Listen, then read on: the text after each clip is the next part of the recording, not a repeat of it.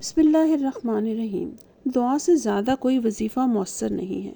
وظیفوں کا سہارا لے کے کچھ لوگ خدا سے دعا مانگنا ہی چھوڑ دیتے ہیں۔ اس سے بندوں کا تعلق اللہ تعالیٰ سے بہت ہی ضعیف ہو جاتا ہے۔ ایک اور بہت بڑی خرابی یہ ہے کہ اگر وظیفے سے کام نہ ہوا تو پھر آیات الہیہ سے بدگمانی۔ یہ سب جاہل عاملوں کی بدولت ہو رہا ہے۔ ان کے ہاں ہر کام کے لیے وظائف کی تعلیم دی جاتی ہے، جس سے معلوم ہوتا ہے کہ کام اسی طرح ہو جائے گا۔ اگر تقدیر سے اس کے خلاف ہوا تو اس کے پڑھنے والے کے ایمان کے لالے پڑ جاتے ہیں۔ دوسری خرابی یہ ہے کہ اکثر لوگ وظیفچی تو آسانی سے بن جاتے ہیں، لیکن اپنی اصلی فرائض یعنی نماز، روزہ، زکوٰۃ اور اخلاق حسنہ کے دیگر لوازمات کی پابندی اختیار نہیں کرتے۔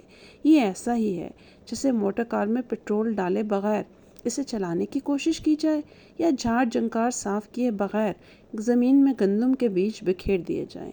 ممکن ہے کہ خال خال کوئی پودے اگائیں، لیکن گندم کے خوشے نہ لگیں گے۔ یہی حال ان وظائف کے نتائج کا ہے جو دوسرے فرائض و واجبات کو پابندی سے اختیار کیے بغیر پڑے جاتے ہیں۔ اللہ کا ایک پاک نام المالک ہے، جس کا مطلب ہے حاکم کائنات۔ اس اسم کا ورد کرنے والا لوگوں میں معزز و مقبول رہتا ہے۔ القدوس کا مطلب پاک ہے۔ ہمیں اللہ تعالیٰ کے ان پاک ناموں سے دعا مانگنے کا سلیقہ آنا چاہیے، تاکہ اللہ تعالیٰ ہماری دعاؤں کو قبولیت کا شرف بخشے۔